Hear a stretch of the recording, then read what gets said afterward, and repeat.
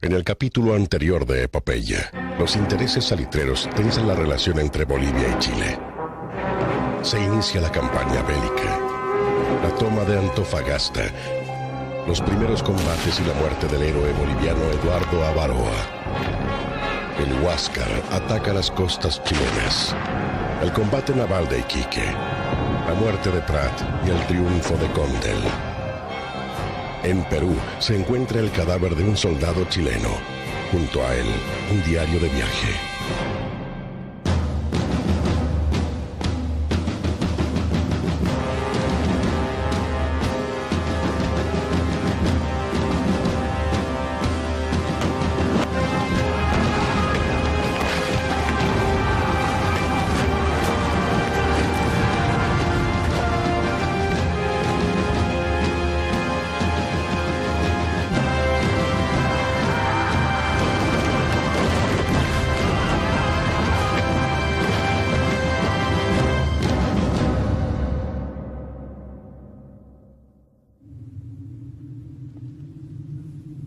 Para mí, la guerra empezó el 23 de marzo, cuando tomamos Calama. Ese día, perdimos a 11 compañeros. 2 de ellos se habían enrolado conmigo en Santiago.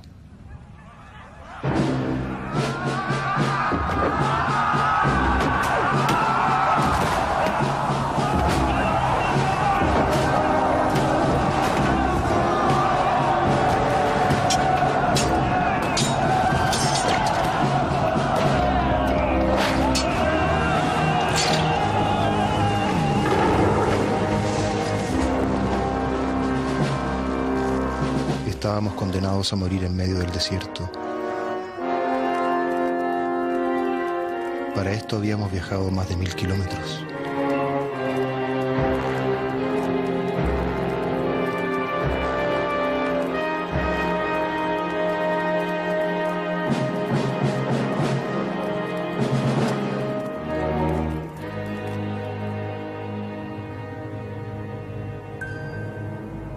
Ya pasó un mes desde el combate naval de Iquique. La guerra sigue peleándose en el mar.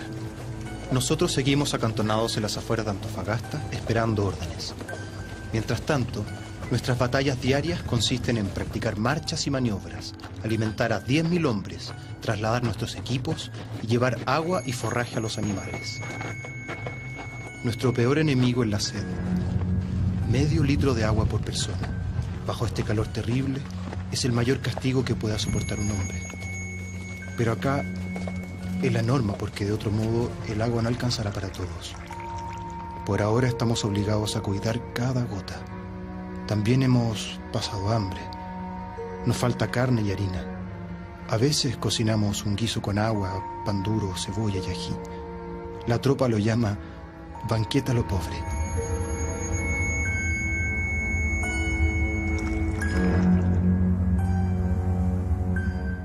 En julio de 1879, el presidente Aníbal Pinto nombra a su amigo, Rafael Sotomayor, de 56 años de edad, comisario general del gobierno en el frente de batalla y ministro de Guerra y Marina con plenos poderes sobre el ejército y la armada. Su misión es mejorar la conducción de las operaciones militares y abastecer a los 10.000 hombres que están en el desierto. Que fue un gran organizador, en el sentido de que trabajó sobre la base de mantener las líneas de pertrecho, de habituallamiento, que son muy importantes en toda guerra, sobre todo en tan largas distancias, porque estaba peleándose en un frente a 1.500 kilómetros de distancia. Entonces, haber organizado eso desde Santiago, bueno, él viajó constantemente también al frente, es una gran cosa, ¿no? Don Rafael Sotomayor fue un hombre extraordinario, inteligente, activo, prudente, no buscaba un protagonismo, y que con inteligencia abarcó los problemas de la guerra. Sotomayor era accionista. O sea que los gobernantes chilenos llevaron a la guerra a su pueblo por defender sus derechos privados, sus supuestos derechos. Es en la guerra del Pacífico que en Chile se constituye una clase dirigente, ¿no? Una clase que es capaz de presentar sus intereses propios como los intereses del conjunto de la nación. Sin embargo, documentos chilenos afirman que Sotomayor, José Francisco Vergara y otros funcionarios del gobierno chileno poseían menos del 1% de la compañía de salitres de Antofagasta. La mayoría de los accionistas eran ingleses. El nuevo ministro reestructura los altos mandos del ejército y de la armada basándose especialmente en las capacidades de los oficiales. Pero el ejército desplegado a través del desierto tiene serios problemas logísticos. Sus principales enemigos son el hambre y la sed.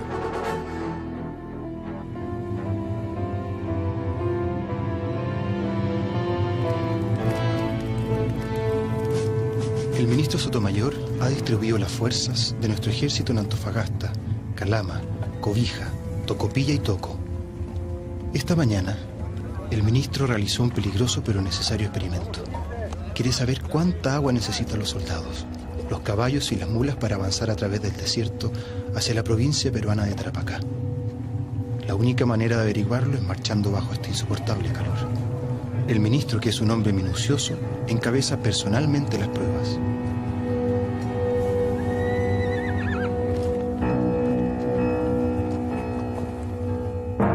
¿Qué pasa mientras tanto con las tropas de Perú y Bolivia? ¿Cuál es la situación de estos ejércitos? Hay una diferencia grande, partiendo por el número de efectivos, es decir, de los tres ejércitos el más grande, considerando las reservas cívicas o los batallones cívicos que se movilizaron. Está el Perú, el ejército del Perú primero, luego está el nuestro y mucho más pequeño el de Bolivia. El ejército chileno era un ejército bien equipado, bien alimentado. Tenía raciones secas, uniformes, elementos que le proveó Inglaterra. Eran todos ingleses, por ejemplo, la firma Lever & Murphy, que estaba en Valparaíso, la Morrison, que estaba en Valparaíso, la Barfund Layo, que estaba en Valparaíso, y otras más, que fabricaban carros de ferrocarril, incluso locomotoras, etcétera, etcétera. Entonces, ellos apertrecharon el ejército desde atrás. Estaba más preparado militarmente, creo que estaba mejor armado, pero creo que también tenía las cosas más claras. Las tropas aliadas suman entre 12 y 13.000 hombres y están repartidas entre Iquique y Pisagua. Pero los militares profesionales son escasos en el lado boliviano. Los soldados son principalmente campesinos. A mis espaldas el Palacio Presidencial de la República de Bolivia. Los soldados que cuidan la entrada pertenecen al Regimiento de los Colorados.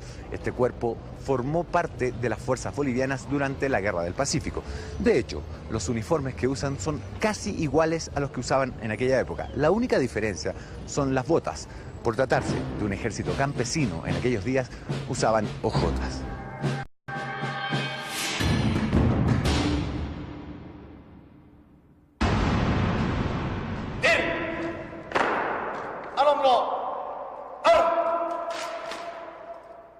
Descansen. Guardia, Alais.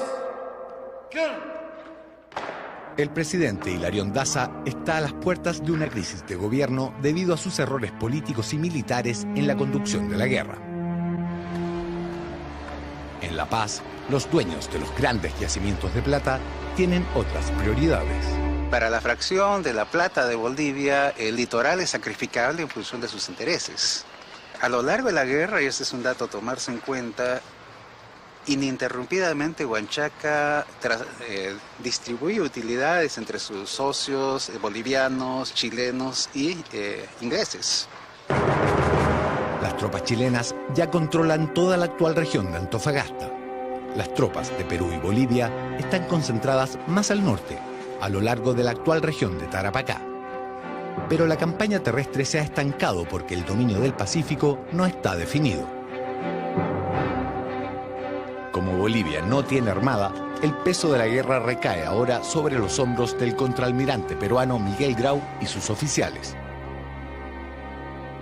En el mar, la guerra se sigue peleando con un resultado incierto. El Huáscar, comandado hábilmente por Grau, va y viene a través del litoral capturando buques chilenos y tropas en sorpresivos ataques. Grau, prácticamente solo, con su Huáscar, mantuvo a raya al poder naval chileno durante un periodo de más o menos 6 meses. Finalmente, las exitosas correrías del Huáscar le cuestan el puesto al comandante en jefe de la escuadra chilena, contraalmirante Juan Willems Rebolledo. El ministro Sotomayor pone al experimentado capitán Juan José Latorre, de 33 años, al mando de este acorazado, el Cochrane, el buque más poderoso y veloz de la escuadra. El Cochrane, de fabricación inglesa, está protegido por 9 pulgadas de blindaje. Sus armas son 2 cañones de 250 libras. A fines de septiembre de 1879, parte de la escuadra zarpa desde Valparaíso para reunirse con los buques que están en Antofagasta. La idea es navegar hasta Arica buscando a los buques peruanos y obligar al Huáscar a combatir. El 2 de octubre, las 2 flotas enemigas se cruzan en el mar sin verse. Cuando el Huáscar vuelve al norte a reabastecerse de carbón, es sorprendido por la escuadra chilena que lo embosca frente a Angamos, desplegada perpendicularmente a la costa. El comandante Grau había hecho algunos cambios en los aparejos del Huáscar. Así lo pudimos comprobar en la Escuela Naval de Lima al observar este cuadro, que evoca la visión peruana del rescate de los náufragos de Iquique la tarde del 21 de mayo de 1879. Se aprecia que el monitor tiene 2 palos acá, el trinquete y el mayor. En el combate de Angamos vemos que tiene solamente un palo, que es el mayor. ¿Sabe por qué? Porque el almirante Grau comenta e informa que en Iquique ha tenido problemas con el trinquete respecto al movimiento de los cañones. La batería de cañones. Así es. El combate de Angamos es prácticamente un enfrentamiento, ¿no?, del Huáscar en primera instancia con el Cochrane, ¿no?, el almirante Grau con el comandante Latorre. El Cochrane, que está a 20 kilómetros de la costa, aumenta la presión de sus calderas, avanza rápido y le cierra el paso al Huáscar.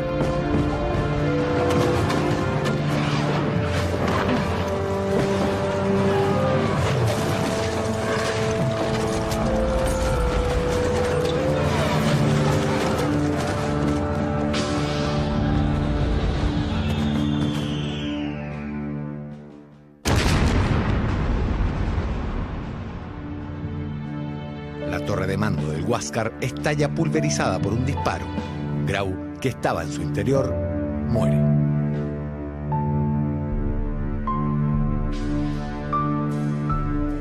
Una potente bomba está justamente junto con la torre Ronzable, explotó muy fuertemente y tanto fue el poderío de esa bomba que atravesó esta parte de fierro donde estaba Miguel Grau dirigiendo pues a la embarcación, al Huáscar, ¿no es cierto? Explota y Grau desaparece con esa explosión.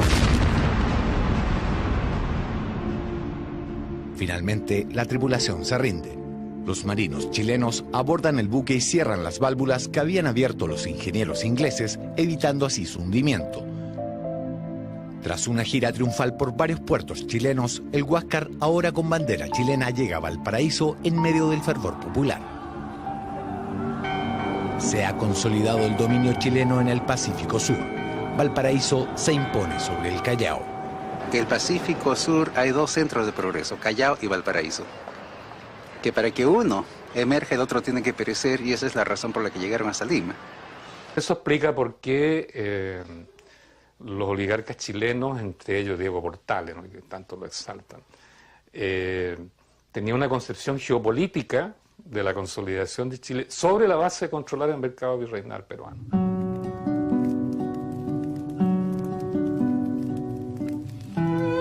Nos informaron que la escuadra capturó finalmente al Huáscar. Enhorabuena, dijimos todos, porque ya no aguantábamos más la vida en el desierto. Todos extrañamos el hogar. Durante el día el calor nos embota y por la noche el frío es tan grande que casi nos congelamos. Y aunque hay problemas en la tropa, ya se han formado fuertes lazos de amistad entre quienes compartimos días de campaña.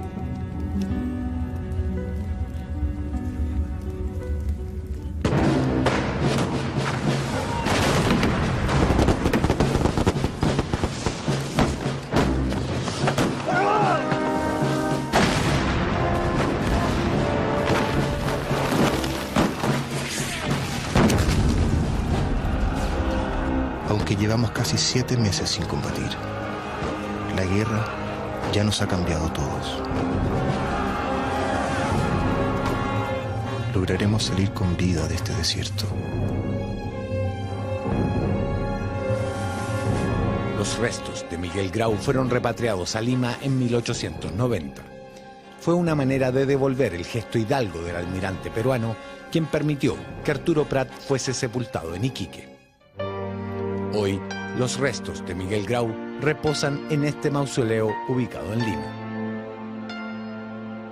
¿Quién es Miguel Grau para el pueblo peruano? Miguel Grau para el pueblo de Perú es un personaje muy importante, es el máximo héroe que ha tenido el Perú. Prácticamente su desprendimiento y su amor por el país llega a extremos increíbles. En el Callao visitamos la Escuela Naval del Perú. En el subterráneo hay una cripta en donde se conservan, en un relicario, fragmentos del cuerpo de Grau. Testigos de la época dicen que estos restos corresponden a la tibia y a la pierna derecha del comandante del Huáscar. ¿Por qué fragmento de la tibia y la pierna derecha? Porque el último comandante del Huáscar, que es Pedro Garrison, es quien rescata los restos de Grau de la Torre. Y él nota entonces que la bota se le ha volado la capellada y ve el orden de los dedos y se da cuenta que es pierna derecha. Por eso es tibia la pierna derecha. Sí.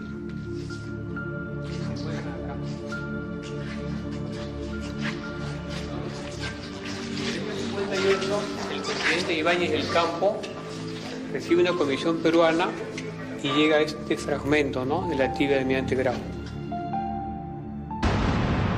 Fuimos a las aulas peruanas para averiguar cómo se enseña en ese país el combate naval de Angamos.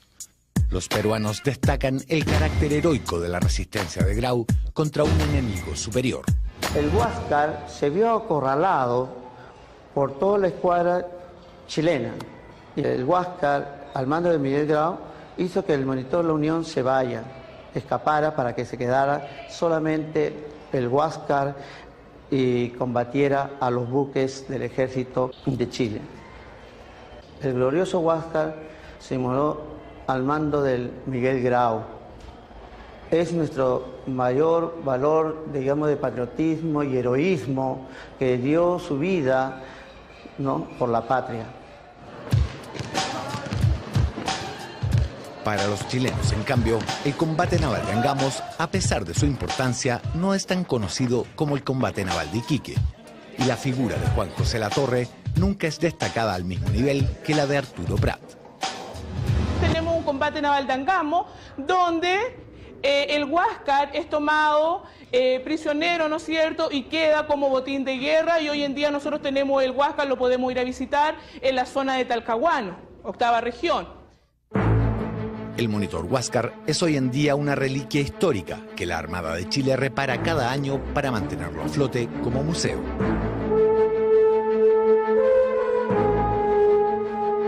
En épocas electorales suele resurgir en Perú el debate sobre la eventual recuperación del Huáscar. Lo que pasa es que los políticos pues tienen su tema, ¿no? Tanto chilenos como peruanos tienen su tema, sobre todo en determinadas coyunturas. Siendo el Huáscar un trofeo de guerra por lo demás, hay reglas. Yo soy agregado naval en Chile y sé también cómo se conserva el Huáscar. Como trofeo de guerra es absurdo a esta altura que las guerras entre naciones... Yo creo que no tiene sentido guardarse hasta el Huáscar, no tiene sentido guardarlo ahí. Es un buque que está en la lista naval. Y esto es universalmente reconocido. O sea, cuando un buque está en la lista naval, significa que está representando al gobierno de Chile y es parte de su territorio que se va desplazando. Yo creo que el Huáscar, como dijo también el señor, no debiera existir.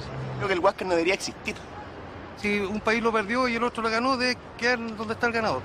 Si le devolvemos eso, ellos no nos pueden devolver la esmeralda. Yo creo que así como Grau devolvió todas las pertenencias de Arturo Prat a su esposa, debiera Chile a lo mejor devolver el Huáscar al pueblo peruano. Le preguntamos a ciudadanos peruanos si creen que Chile debe devolver el Huáscar al Perú. Pienso yo de que de entregarnos el Huáscar deberían dárnoslo, que para nosotros es un símbolo de heroísmo de Miguel Grau. Yo creo que podría devolvernos para nosotros también estar contentos. Devolverlo sería imposible, porque es como una reliquia que se ganó en la guerra. Yo creo que todo país debería devolver, aunque sea las pequeñas cosas, para poder hermanar las relaciones entre cada país. Es algo que personalmente me incomoda, ¿no? Es decir, creo que si Chile quiere devolver el Huáscar por su propia iniciativa en buena hora, pero te soy franco, esto me molesta ese tipo de lloriqueo por la restitución de trofeos de guerra, ¿no? Si uno los desea tanto, bueno, prepárese militarmente para recuperarlos.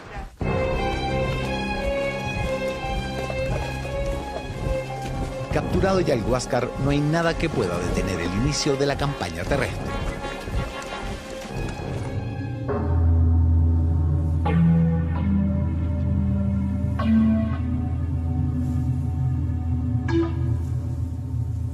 El trabajo del ministro de Guerra ya dio sus primeros frutos.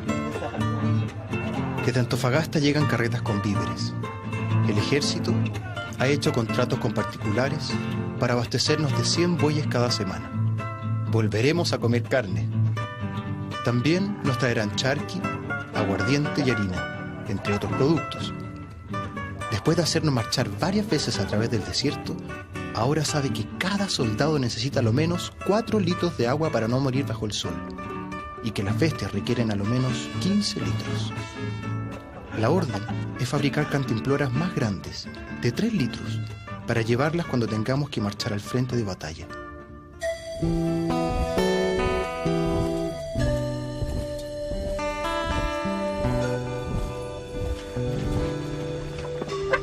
Para la expedición al Perú, el ministro Sotomayor y su alto mando han calculado que por 5 días de agua para 10.000 hombres necesitamos 100 metros cúbicos de agua. Eso suma 100 carretas más.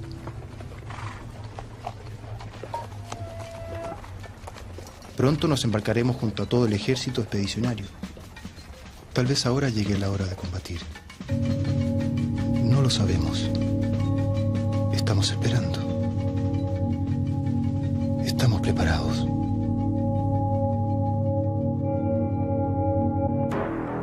Para fines de 1879, Chile ya controla las rutas del Pacífico Sur. El puerto de Valparaíso consolida su poder como centro financiero de la industria salitrera. Y en Antofagasta se prepara la invasión de los departamentos peruanos de Tarapacá y Moquegua. El primer objetivo de las tropas chilenas será el puerto de Pisagua.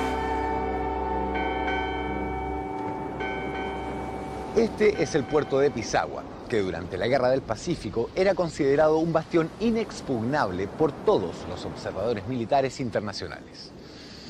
Pero el delegado presidencial Rafael Sotomayor encontró la solución: un desembarco anfibio con un bombardeo a cargo de buques de la Escuadra Nacional que durante la noche se ubicaron frente a esta costa.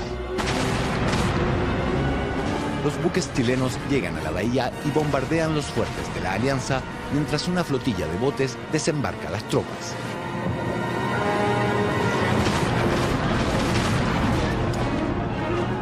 Con el agua hasta la cintura, peruanos y bolivianos tratan de evitar que la infantería chilena desembarque en la playa.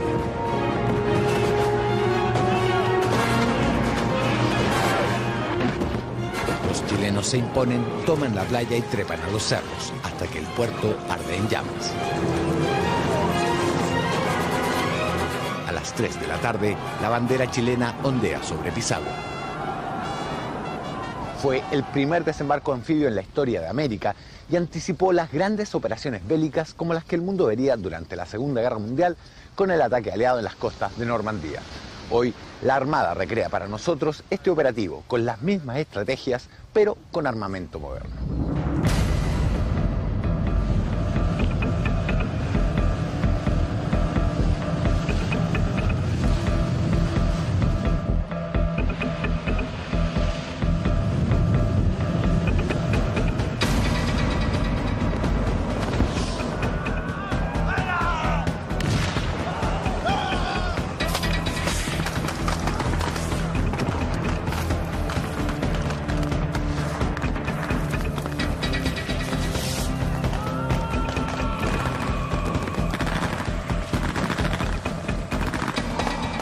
Estas maniobras realizadas en tiempos de paz y sin munición verdadera, son un pálido reflejo del encarnizado combate que se libró en estas playas hace casi 130 años, entre soldados de 3 países. Es el primer desembarco clásico en que se cumple prácticamente todo lo que la teoría de lo que es un desembarco anfibio, primero haciendo reconocimientos previos, después tomando cabezas de playa, después desembarcando las cuñas para que fueran rompiendo y posteriormente proyectándose hacia el interior. Yo creo que fue tremendamente importante porque prácticamente da el inicio a la campaña Tarapacá, donde la fuerza nuestra empieza a avanzar sobre tierra y prácticamente a conquistar los territorios, digamos, que estaban en disputa. Con la toma de Pisagua ya se pasa, digamos, no solo se ha ocupado Antofagasta, sino que se pasa a las acciones, a las campañas sistemáticas en territorio extranjero, en territorio peruano en este caso, ¿no? Tras la toma de Pisagua y Junín, las tropas chilenas avanzan hacia el interior y conquistan Dolores, expulsando a las tropas peruanas y bolivianas.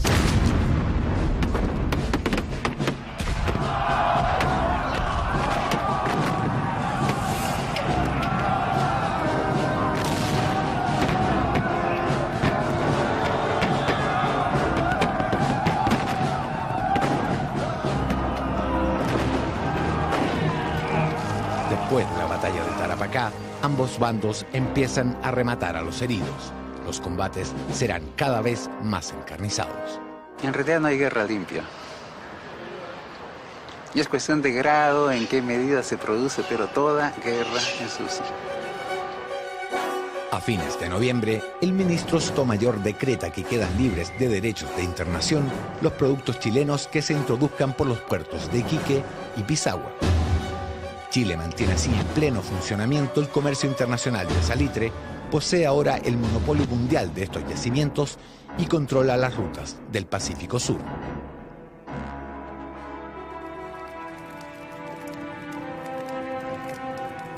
Empieza un nuevo año. Estamos en enero de 1880. El ministro Sotomayor llegó hoy a Pisagua y estableció aquí su centro de operaciones. He visitado a algunos amigos heridos. Los que tienen heridas de guerra son los menos. Ahora que nos hemos acantonado en Tarapacá, nos atacan catarros bronquiales, disentería, reumatismo y enfermedades venéreas. Los oficiales nos piden verificar bien cada licencia para evitar engaños. La disciplina es cada vez más estricta. El castigo para los desertores es la pena de muerte.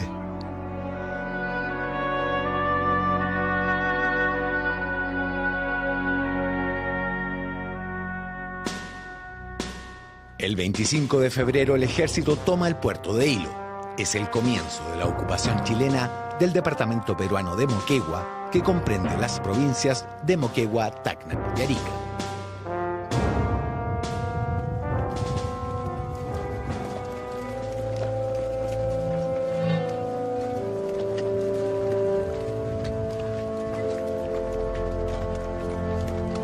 He visto a algunos de mis compañeros morir de sed, tirados en el desierto, porque no encontrábamos a tiempo un pozo, o porque al llegar al siguiente poblado, los trenes tenían vacíos sus depósitos de agua. En Hilo pasamos 3 días sin agua. En un día, 10 soldados murieron de sed.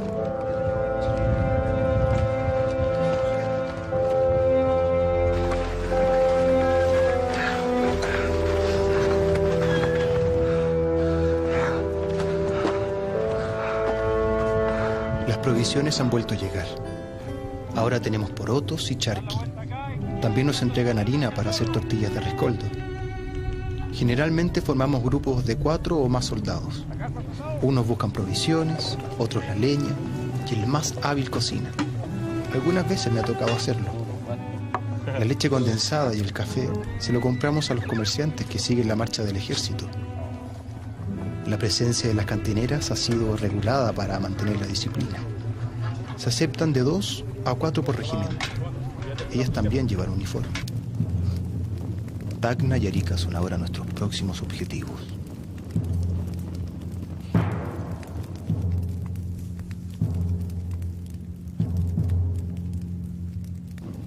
Hoy es 20 de mayo y estamos de duelo. Todo Chile está de duelo. El ministro Sotomayor sufrió sorpresivamente una congestión cerebral mientras trabajaba en su tienda de campaña y murió en apenas 5 minutos, víctima de apoplejía. No hay palabras para describir nuestra pena.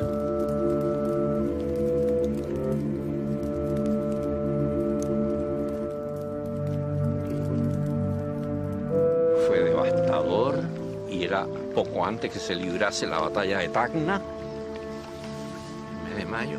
Entonces su efecto fue sumamente grande. El ministro Sotomayor ahí un 7, ya se lo quisieran hoy día, ¿no?, de algunos gobiernos.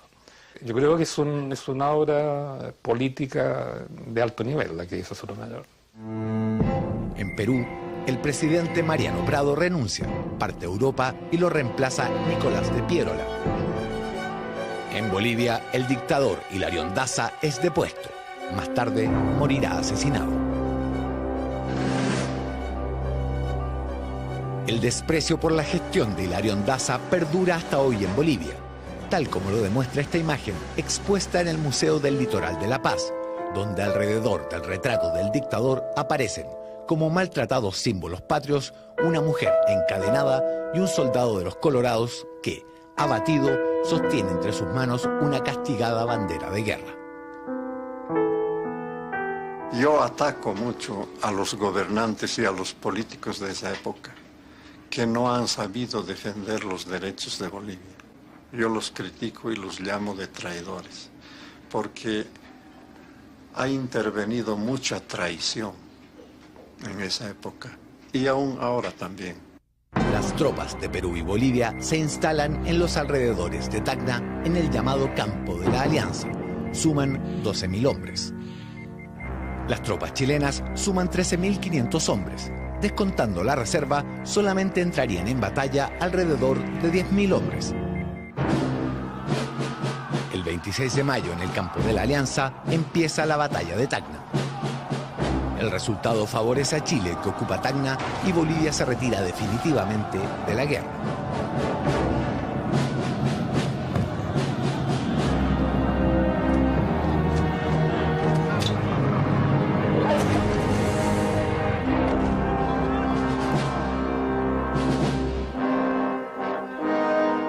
Después de la batalla del Campo de la Alianza, apenas un año de comenzar la guerra, no vuelve a combatir un solo soldado boliviano.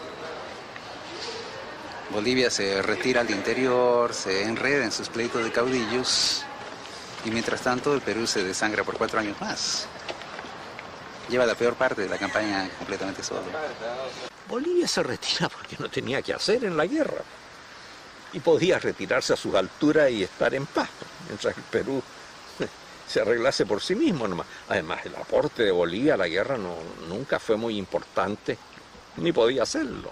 Después de la famosa batalla del Campo de la Alianza, cerca de Tacna, prácticamente el ejército boliviano es destruido. Sus restos regresan a La Paz o a sus lugares de origen, pero el ejército es destruido.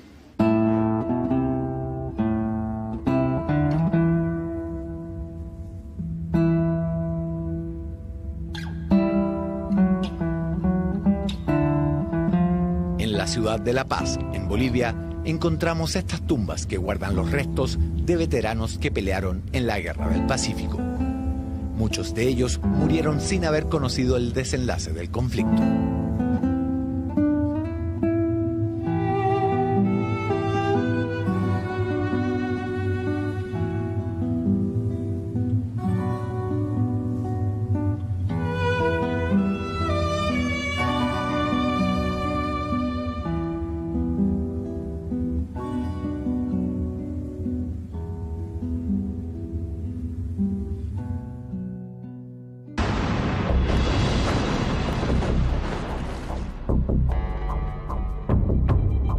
Este es uno de los campos minados que todavía quedan en el norte chileno. Pese a que la guerra terminó en 1884, Chile y Perú mantienen, hasta el día de hoy, diferencias de opinión sobre la delimitación de sus fronteras marítimas en el Pacífico. También montan una permanente vigilancia terrestre a ambos lados de la llamada Línea de la Concordia. Tanto en el límite con Perú como en las fronteras con Bolivia y Argentina hay más de 100 campos minados que en el lado chileno durante los últimos años le han costado la vida a 144 personas. En 1880, las minas automáticas son parte del armamento de última generación que Perú continúa incorporando a la guerra. Chile también compra nuevas armas. Los cañones Krupp que trae el ejército chileno para la campaña en Lima son del año, son de 1879 a 1880 y la artillería Krupp se va a mantener hasta la Segunda Guerra Mundial. El minado de terrenos como se hace en Arica se utiliza por primera vez. Es sorprendentemente moderno en una serie de cosas de esta campaña. Avanzando a través del desierto, las tropas chilenas están escasas de víveres. Necesitan recuperar el contacto con el mar y con los buques de la escuadra. Y el puerto más cercano es Arica. Después de arduas y agotadoras marchas, finalmente llegamos a las afueras de Arica. Mientras marchábamos hacia el puerto, fuimos atacados por un nuevo tipo de arma.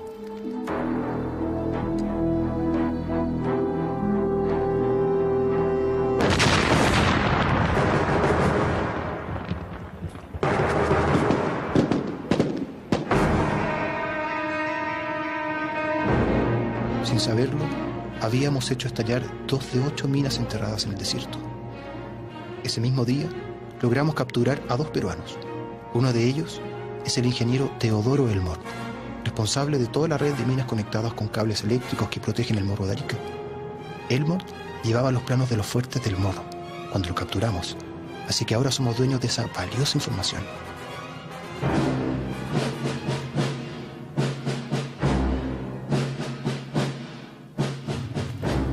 El asedio sobre Arica continúa. La ciudad es bombardeada 2 veces para forzar la rendición del enemigo. El coronel Lagos envía al ingeniero Elmort a parlamentar con el jefe de la plaza, el veterano coronel Francisco Bolognesi. El jefe peruano, con un valor digno de admiración, responde: resistiremos hasta quemar el último cartucho. El coronel Bolognesi desconoce la derrota de campo de la Alianza, porque nosotros hemos cortado el telégrafo entre Arica y Tacna. Señores, la situación es la siguiente. El general en jefe, Manuel Baquedano, ha ordenado la toma de Arica. Nuestro alto mando está planificando la batalla. El coronel Lagos ya tiene un plan, y a esta hora se lo está explicando a los comandantes de los 3 regimientos que participarán en la batalla. Los planos que tenemos nos indican que hay 3 fuertes en la parte alta: el Ciudadela, el Este y el Morro.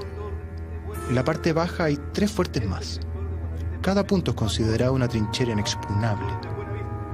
En total, las defensas enemigas suman alrededor de 2.000 hombres, entre soldados y marinos. Nuestra fuerza de ataque dispone de 4.000 infantes, y todos queremos ir en la vanguardia. El coronel Pedro Lagos lanza una moneda al aire para definir quién inicia el ataque.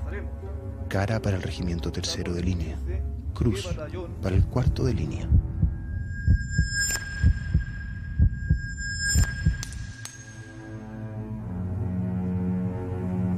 Gana el 3º de línea. A pesar del riesgo, nadie quiere quedarse en la retaguardia. Los obreros y campesinos que me acompañan son los más entusiastas.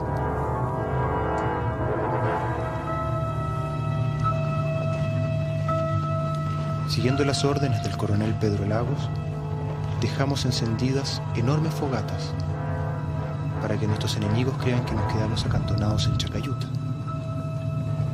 Algunos cazadores de la caballería permanecerán acá, alimentando el fuego. Nosotros marcharemos durante toda la noche hasta quedar a 1,5 kilómetros de la retaguardia de los fuertes del Morro. Estamos nerviosos, algunos con mucho miedo. Solo esperamos que la ansiedad no nos traicione.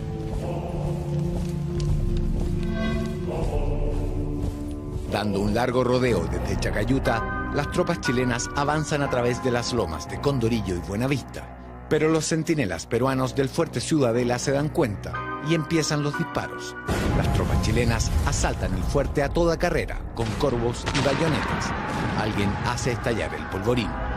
Locos de rabia, los soldados chilenos acuchillan a los sobrevivientes. Mientras tanto, el regimiento Lautaro ataca el otro sector de la parte baja del morro. Cuando los fuertes están tomados, varios soldados gritan: «¡Al morro, muchachos!». Sin esperar a los refuerzos del regimiento Win y tratando de eludir las minas, los soldados parten a toda carrera hacia la parte alta del morro de Arica.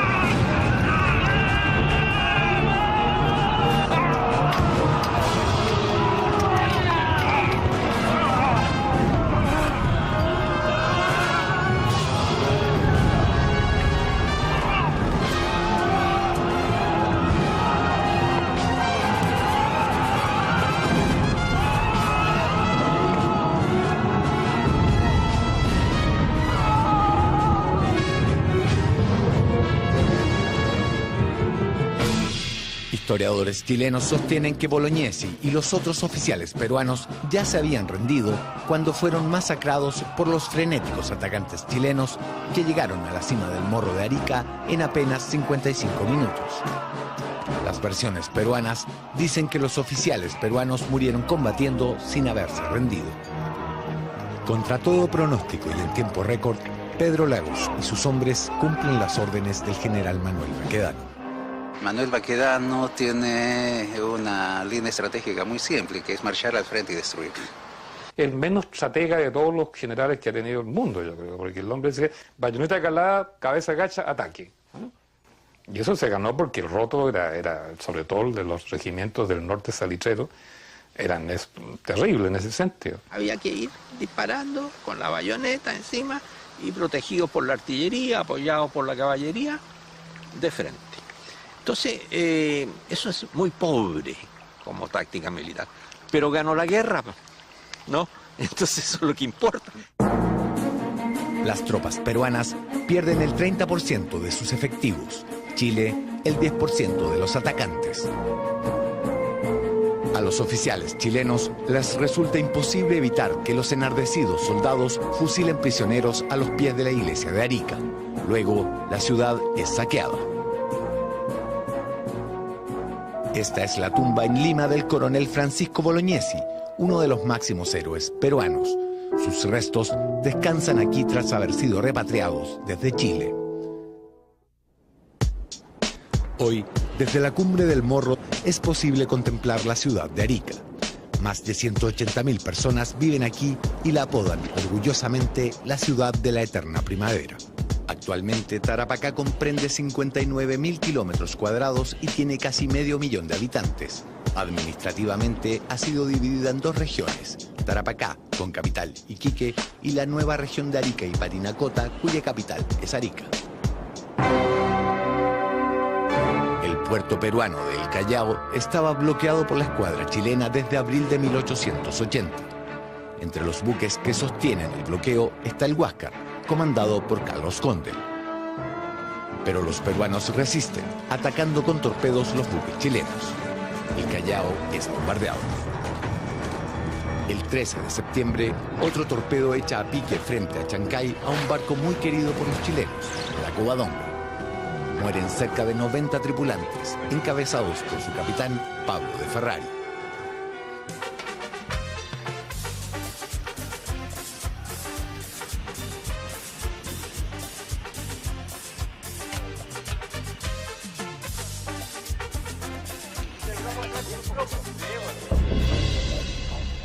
Mientras realizábamos la investigación para esta serie, fuimos los primeros chilenos en bucear los restos de la Covadonga en esta caleta peruana, Chancay, ubicada a poco más de 1 hora de Lima.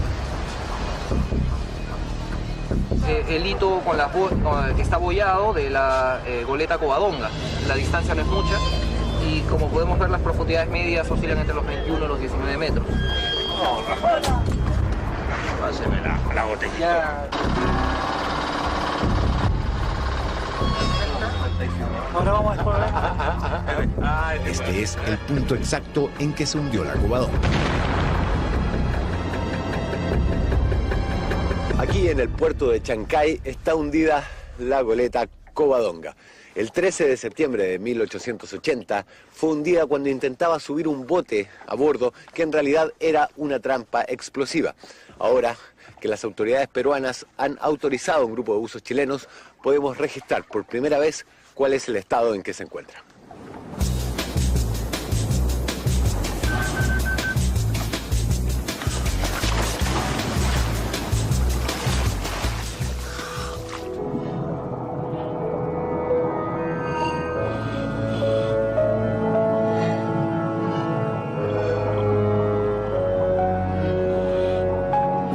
Similar a la que sentimos al bucear junto a la Esmeralda en Iquique nos invade hoy, cuando nos acercamos a los restos de la Covadonga en territorio peruano. Así luce hoy el buque chileno que el comandante Carlos Condel utilizó tan hábilmente en el combate de Punta Gruesa.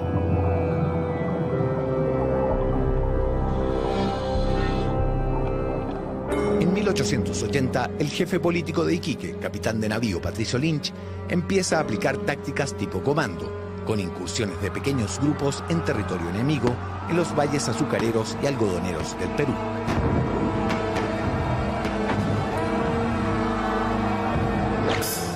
Debilitando la economía peruana, destruyendo haciendas, obras industriales, mediante cortos desembarcos, ataques sorpresivos que casi no obtuvieron respuesta porque la Armada peruana ya estaba quebrada.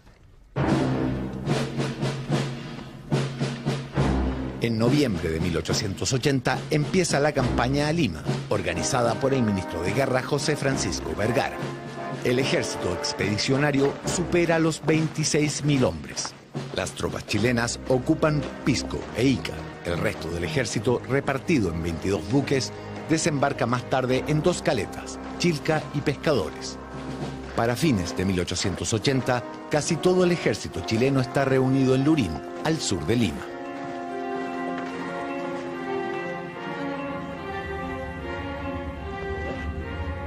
Por la mañana se dijo misa en nuestro campamento.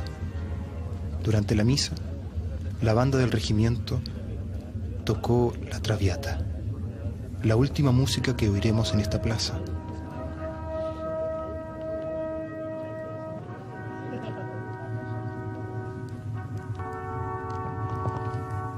Llevamos más de 1 año y medio combatiendo y hemos salvado milagrosamente de las balas, el hambre, la sed y las enfermedades en más de una ocasión. Sin embargo, sabemos que la muerte sigue siempre alrededor nuestro.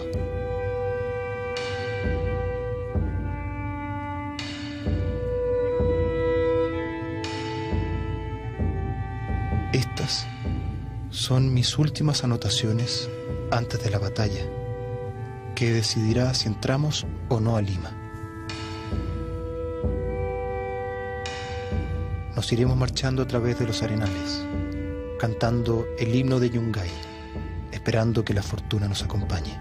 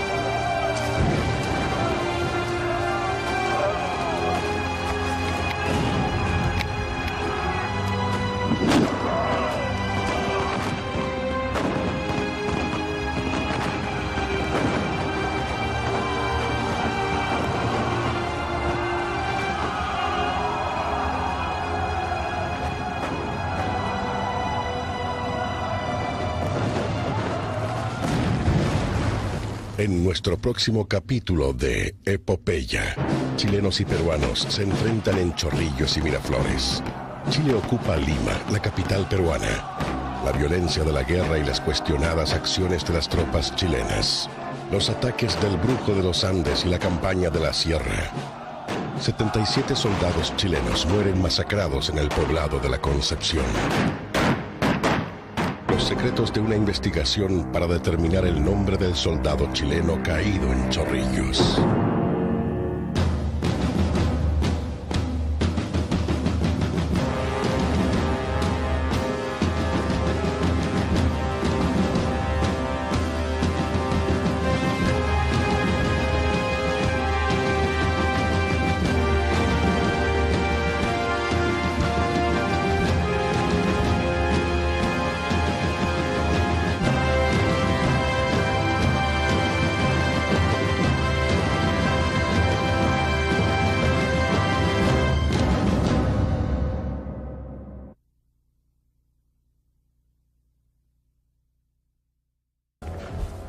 Algunos con mucho miedo. Solo esperamos que la ansiedad no nos traicione.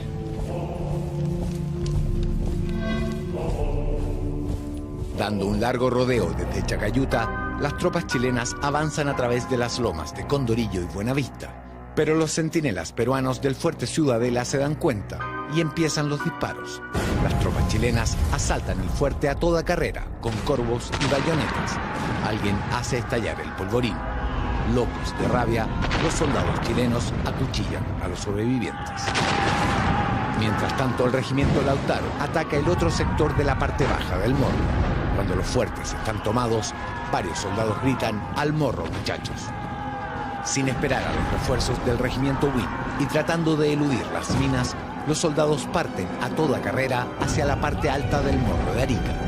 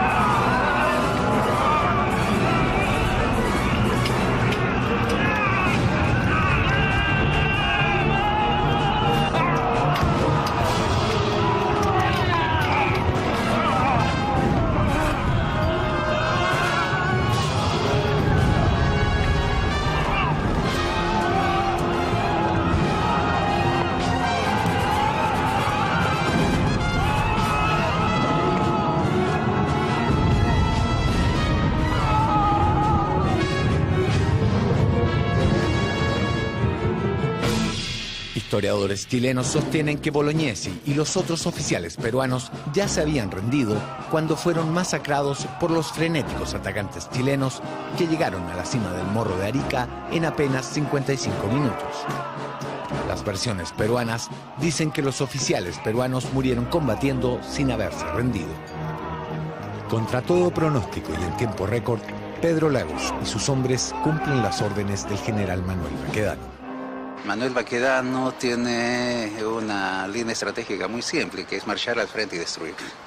El menos estratega de todos los generales que ha tenido el mundo, yo creo, porque el hombre dice, bayoneta calada, cabeza. El asedio sobre Arica continúa. La ciudad es bombardeada 2 veces para forzar la rendición del enemigo. El coronel Lagos envía al ingeniero Elmort a parlamentar con el jefe de la plaza, el veterano coronel Francisco Bolognesi. El jefe peruano, con un valor digno de admiración, responde: resistiremos hasta quemar el último cartucho. El coronel Bolognesi desconoce la derrota de campo de la Alianza, porque nosotros hemos cortado el telégrafo entre Arica y Tacna. Señores, la situación es la siguiente. El general en jefe, Manuel Baquedano, ha ordenado la toma de Arica. Nuestro alto mando está planificando la batalla. El coronel Lagos ya tiene un plan. Y a esta hora se lo está explicando a los comandantes de los 3 regimientos que participarán en la batalla. Los planos que tenemos nos indican que hay 3 fuertes en la parte alta: el Ciudadela, el Este y el Morro. En la parte baja hay 3 fuertes más. Cada punto es considerado una trinchera inexpugnable. En total, las defensas enemigas suman alrededor de 2.000 hombres, entre soldados y marinos. Nuestra fuerza de ataque dispone de 4.000 infantes, y todos queremos ir en la vanguardia. El coronel Pedro Lagos lanza una moneda al aire para definir quién inicia el ataque. Cara para el regimiento 3º de línea, cruz para el 4º de línea.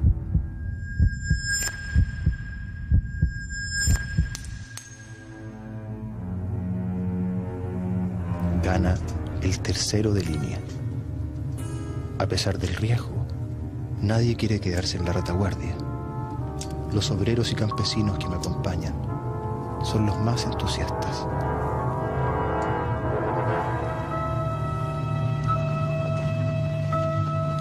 Siguiendo las órdenes del coronel Pedro Lagos, dejamos encendidas enormes fogatas para que nuestros enemigos crean que nos quedamos acantonados en Chacayuta. Algunos cazadores de la caballería permanecerán acá, alimentando el fuego. Nosotros marcharemos durante toda la noche hasta quedar a 1,5 kilómetros de la retaguardia de los fuertes del Morro. Estamos nerviosos, algunos con mucho miedo. Solo esperamos que la ansiedad no nos traicione.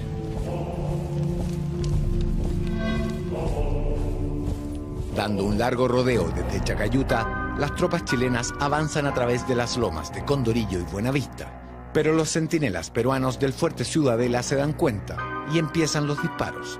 Las tropas chilenas asaltan el fuerte a toda carrera. Día sin agua. En un día, 10 soldados murieron de sed.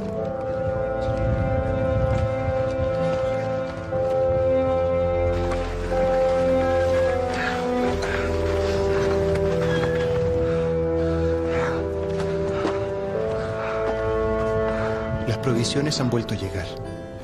Ahora tenemos porotos y charqui. También nos entregan harina para hacer tortillas de rescoldo. Generalmente formamos grupos de 4 o más soldados. Unos buscan provisiones, otros la leña y el más hábil cocina. Algunas veces me ha tocado hacerlo. La leche condensada y el café se lo compramos a los comerciantes que siguen la marcha del ejército. La presencia de las cantineras ha sido regulada para mantener la disciplina. Se aceptan de 2 a 4 por regimiento. Ellas también llevan uniforme. Tacna y Arica son ahora nuestros próximos objetivos.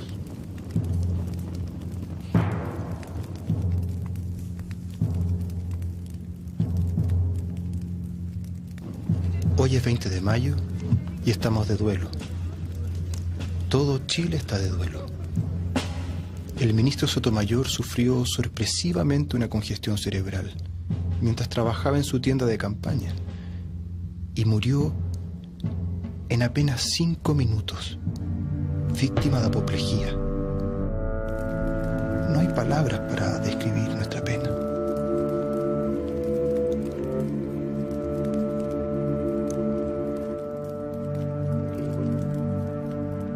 Fue devastador y era poco antes que se librase la batalla de Tacna, el mes de mayo. Entonces su efecto fue sumamente grande. El ministro Sotomayor ahí un 7, ya sé lo que hicieron hoy día, ¿no?, algunos gobiernos. Yo creo que es una obra política de alto nivel la que hizo Sotomayor. En Perú, el presidente Mariano Prado renuncia, parte a Europa y lo reemplaza Nicolás de Piérola. En Bolivia, el dictador Hilarión Daza es depuesto. Más tarde, morirá asesinado. El desprecio por la gestión de Hilarión Daza perdura hasta hoy en Bolivia, tal como lo demuestra esta imagen expuesta en el Museo del Litoral de La Paz, donde alrededor del retrato del dictador aparecen, como maltratados símbolos patrios, una mujer encadenada y un soldado de los Colorados que, abatido, sostiene entre sus manos una castigada bandera de guerra. Yo ataco mucho a los gobernantes y a los políticos de esa época, que no han sabido defender los derechos de Bolivia. Yo los critico y los llamo Pero el delegado presidencial Rafael Sotomayor encontró la solución. Un desembarco anfibio con un bombardeo a cargo de buques de la Escuadra Nacional que durante la noche se ubicaron frente a esta costa. Los buques chilenos llegan a la bahía y bombardean los fuertes de la Alianza mientras una flotilla de botes desembarca a las tropas.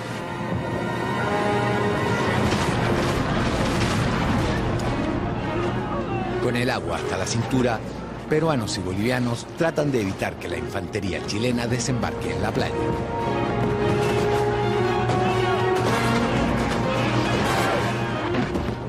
Los chilenos se imponen, toman la playa y trepan a los cerros, hasta que el puerto arde en llamas. A las 3 de la tarde, la bandera chilena ondea sobre Pisagua. Fue el primer desembarco anfibio en la historia de América y anticipó las grandes operaciones bélicas como las que el mundo vería durante la Segunda Guerra Mundial con el ataque aliado en las costas de Normandía. Hoy, la Armada recrea para nosotros este operativo con las mismas estrategias, pero con armamento moderno.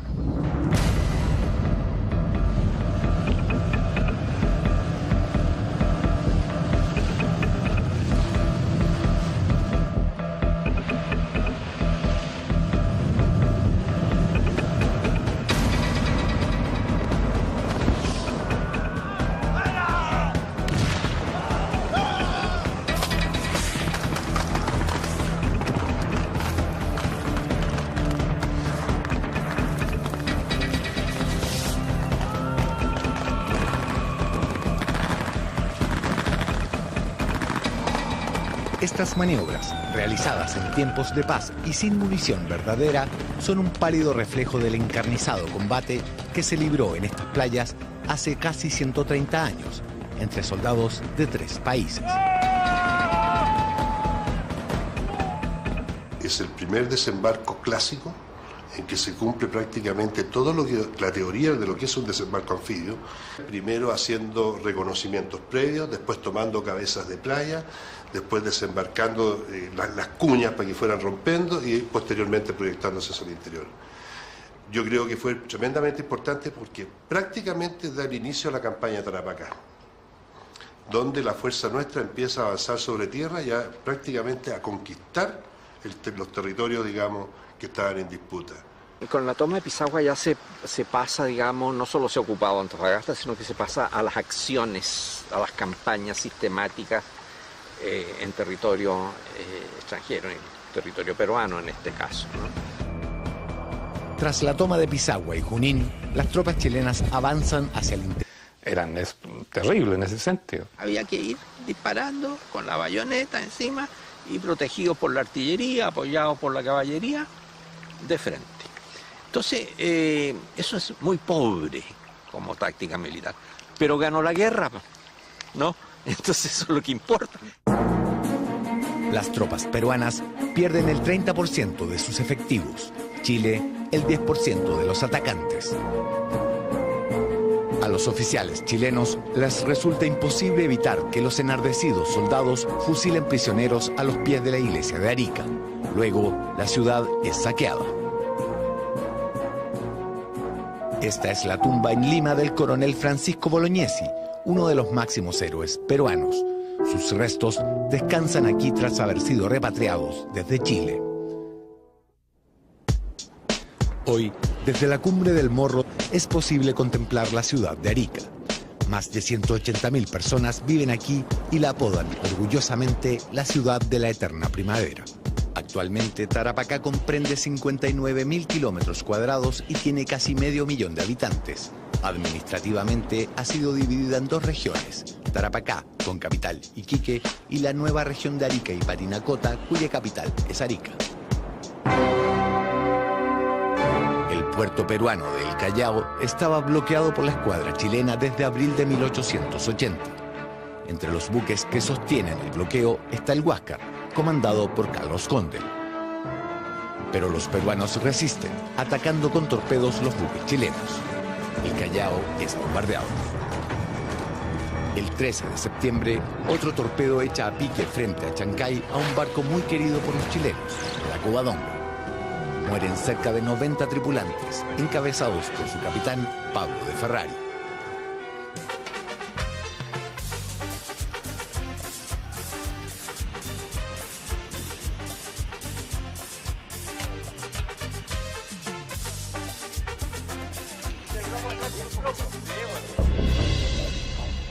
Mientras realizábamos la investigación para esta serie, fuimos los primeros chilenos en bucear los restos de la Covadonga en esta caleta peruana, Chancay, ubicada a poco más de 1 hora de Lima.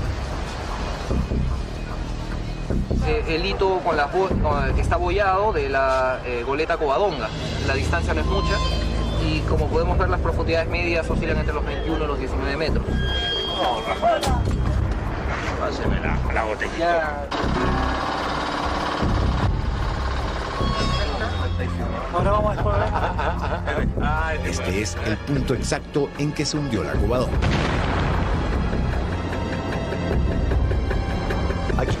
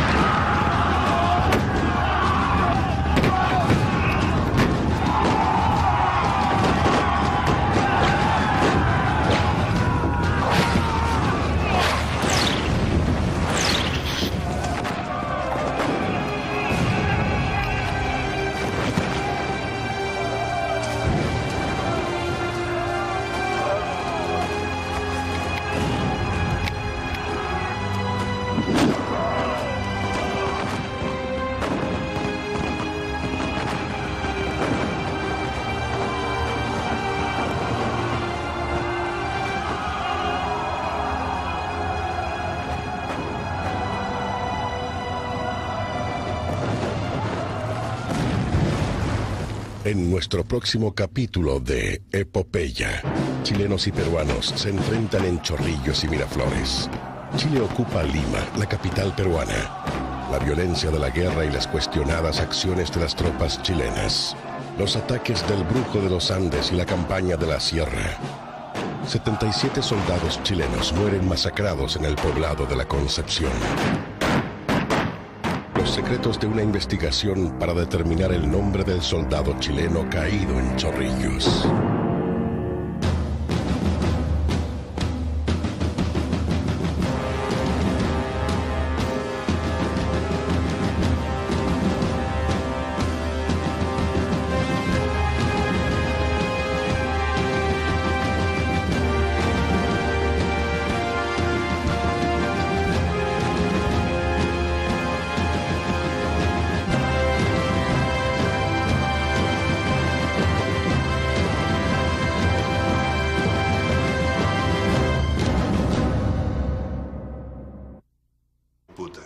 Con la toma de Pisagua ya se pasa, digamos, no solo se ha ocupado Antofagasta, sino que se pasa a las acciones, a las campañas sistemáticas en territorio extranjero, en territorio peruano en este caso, ¿no? Tras la toma de Pisagua y Junín, las tropas chilenas avanzan hacia el interior y conquistan Dolores, expulsando a las tropas peruanas y bolivianas.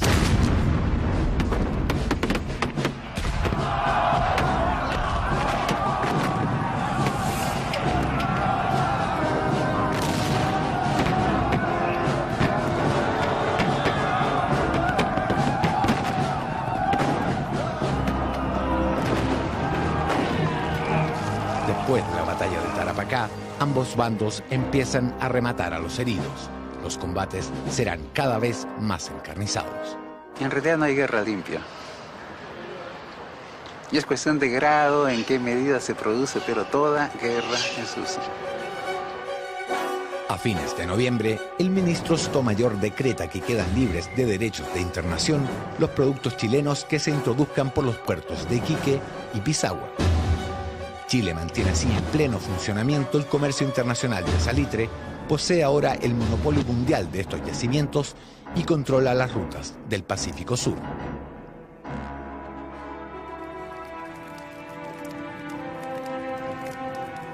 Empieza un nuevo año. Estamos en enero de 1880. El ministro Sotomayor llegó hoy a Pisagua y estableció aquí su centro de operaciones. He visitado a algunos amigos heridos. Los que tienen heridas de guerra son los menos. Ahora que nos hemos acantonado en Tarapacá, nos atacan catarros bronquiales, disentería, reumatismo y enfermedades venéreas. Los oficiales nos piden verificar bien cada licencia para evitar engaños. La disciplina es cada vez más estricta. El castigo para los desertores es la pena de muerte.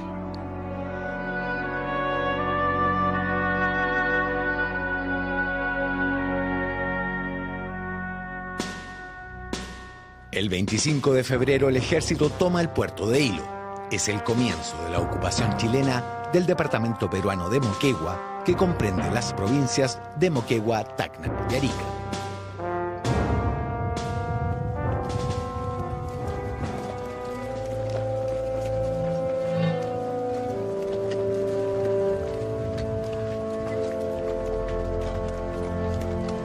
He visto a algunos de mis compañeros morir de sed, tirados en el desierto, porque no encontrábamos a tiempo un pozo. Ocioso encabeza personalmente las pruebas.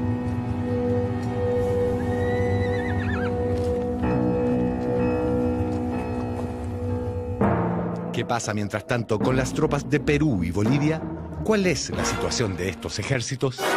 Hay una diferencia grande, partiendo por el número de efectivos, es decir, de los tres ejércitos el más grande, considerando las reservas cívicas o los batallones cívicos que se movilizaron. Está el Perú, el ejército del Perú primero, luego está el nuestro y mucho más pequeño el de Bolivia. El ejército chileno era un ejército bien equipado, bien alimentado. Tenía raciones secas, uniformes, elementos que le proveó Inglaterra. Eran todos ingleses, por ejemplo, la firma Lever & Murphy, que estaba en Valparaíso, la Morrison, que estaba en Valparaíso, la Barfun Layo, que estaba en Valparaíso, y otras más, que fabricaban carros de ferrocarril, incluso locomotoras, etcétera, etcétera. Entonces, ellos apertrecharon el ejército desde atrás. Estaba más preparado militarmente, creo que estaba mejor armado, pero creo que también tenía las cosas más claras. Las tropas aliadas suman entre 12 y 13.000 hombres y están repartidas entre Iquique y Pisagua. Pero los militares profesionales son escasos en el lado boliviano. Los soldados son principalmente campesinos. A mis espaldas el Palacio Presidencial de la República de Bolivia. Los soldados que cuidan la entrada pertenecen al Regimiento de los Colorados. Este cuerpo formó parte de las fuerzas bolivianas durante la Guerra del Pacífico. De hecho, los uniformes que usan son casi iguales a los que usaban en aquella época. La única diferencia son las botas. Por tratarse de un ejército campesino, en aquellos días usaban hojotas.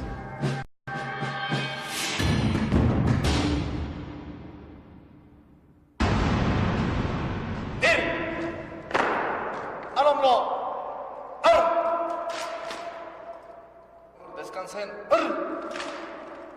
Guardia, Alais.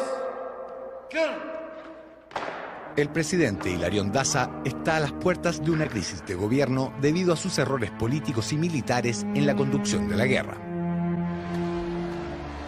En La Paz, los dueños de los grandes yacimientos de plata tienen otras prioridades. Para la fracción de la plata de Bolivia, el litoral es sacrificable en función de sus intereses. A lo largo de la guerra, y este es un dato a tomarse en cuenta, Ininterrumpidamente Huanchaca distribuye utilidades entre sus socios bolivianos, chilenos y ingleses.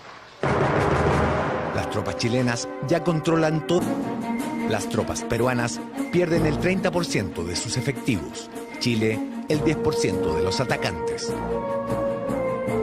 A los oficiales chilenos les resulta imposible evitar que los enardecidos soldados fusilen prisioneros a los pies de la iglesia de Arica. Luego, la ciudad es saqueada. Esta es la tumba en Lima del coronel Francisco Bolognesi, uno de los máximos héroes peruanos. Sus restos descansan aquí tras haber sido repatriados desde Chile. Hoy, desde la cumbre del Morro, es posible contemplar la ciudad de Arica. Más de 180.000 personas viven aquí y la apodan orgullosamente la ciudad de la eterna primavera. Actualmente, Tarapacá comprende 59.000 kilómetros cuadrados y tiene casi medio millón de habitantes. Administrativamente ha sido dividida en dos regiones, Tarapacá, con capital Iquique, y la nueva región de Arica y Parinacota, cuya capital es Arica. El puerto peruano de El Callao estaba bloqueado por la escuadra chilena desde abril de 1880. Entre los buques que sostienen el bloqueo está el Huáscar, comandado por Carlos Conde. Pero los peruanos resisten, atacando con torpedos los buques chilenos. El Callao es bombardeado. El 13 de septiembre, otro torpedo echa a pique frente a Chancay a un barco muy querido por los chilenos, la Covadonga. Mueren cerca de 90 tripulantes, encabezados por su capitán, Pablo de Ferrari.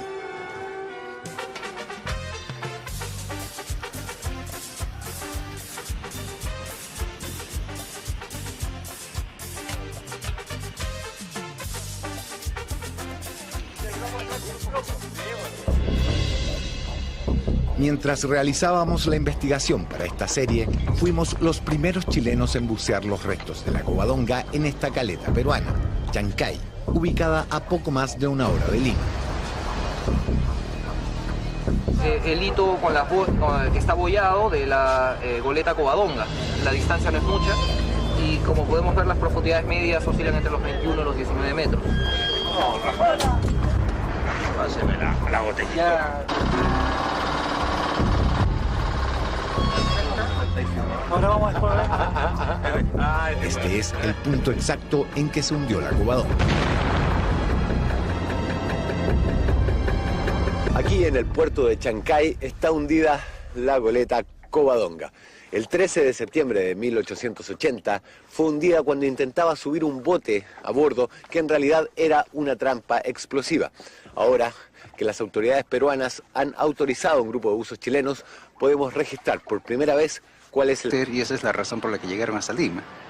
Eso explica por qué los oligarcas chilenos, entre ellos Diego Portales, ¿no?, que tanto lo exaltan, tenían una concepción geopolítica de la consolidación de Chile sobre la base de controlar el mercado virreinal peruano.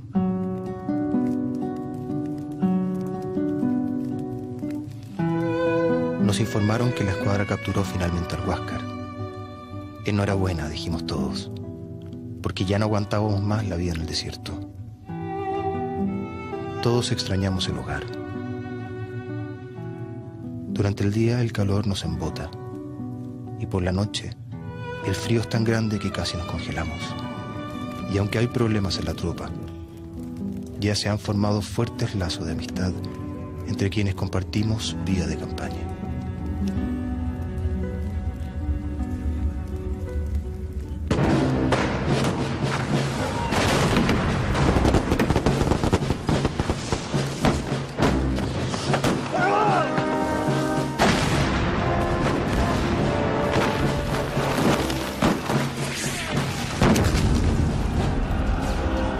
Aunque llevamos casi 7 meses sin combatir, la guerra ya nos ha cambiado a todos.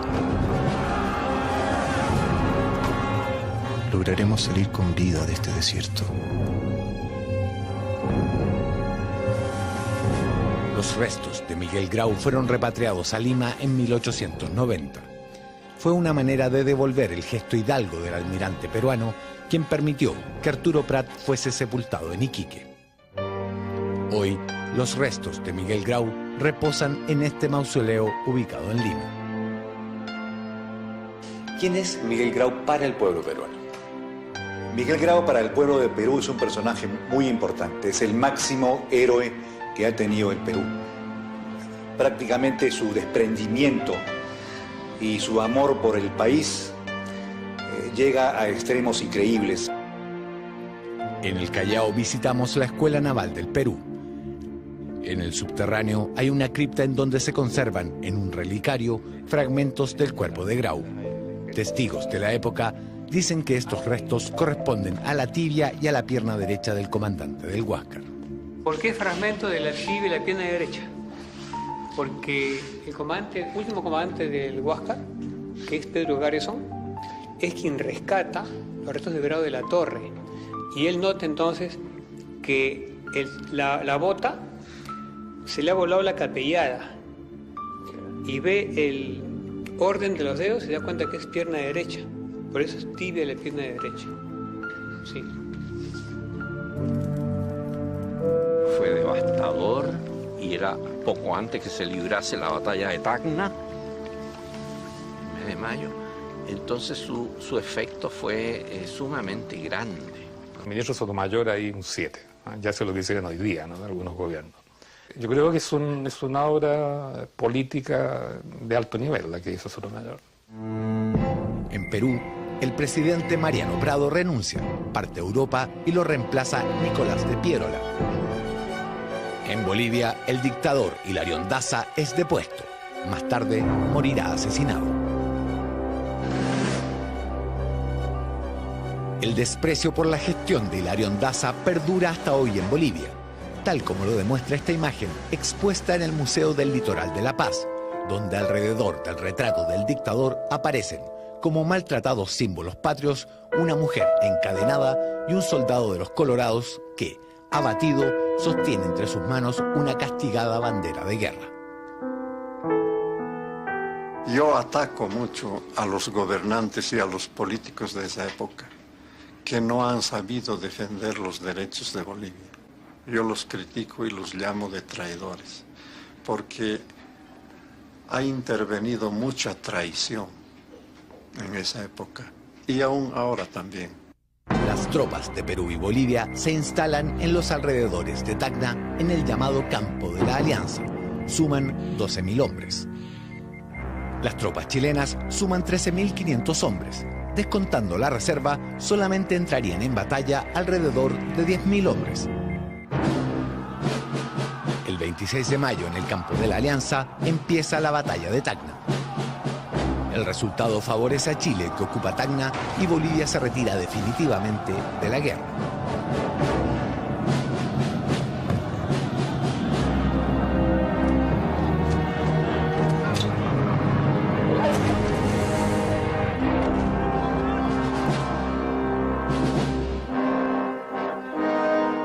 Después de la batalla del Campo de la Alianza, apenas un año comenzó la guerra. No vuelve a combatir un solo soldado boliviano. Bolivia se retira al interior, se enreda en sus pleitos de caudillos y mientras tanto el Perú se desangra por 4 años más. Lleva la peor parte de la campaña completamente solo.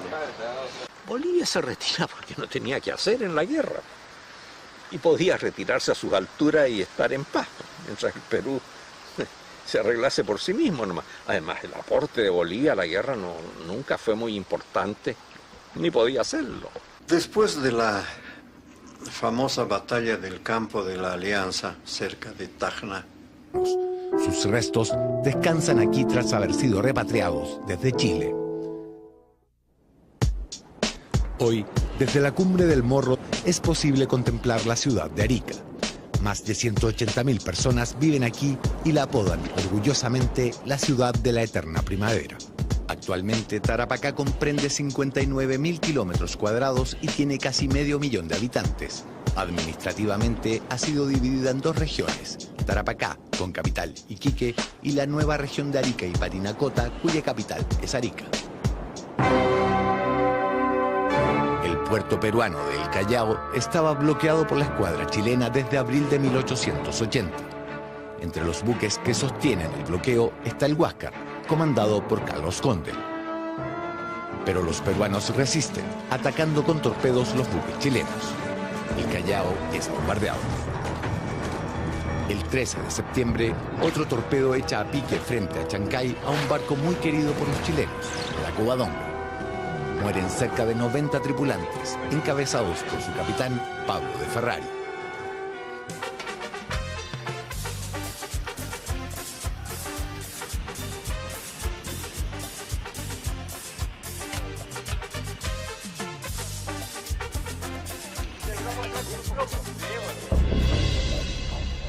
Mientras realizábamos la investigación para esta serie, fuimos los primeros chilenos en bucear los restos de la Covadonga en esta caleta peruana, Chancay, ubicada a poco más de 1 hora de Lima. El hito que está boyado de la goleta Covadonga. La distancia no es mucha y como podemos ver las profundidades medias oscilan entre los 21 y los 19 metros. No, Rafael. Páseme la botellita. Ahora vamos a explorar. Este es el punto exacto en que se hundió la Covadonga. Aquí en el puerto de Chancay está hundida la goleta Covadonga. El 13 de septiembre de 1880 fue hundida cuando intentaba subir un bote a bordo que en realidad era una trampa explosiva. Ahora que las autoridades peruanas han autorizado a un grupo de buzos chilenos, podemos registrar por primera vez cuál es el estado en que se encuentra.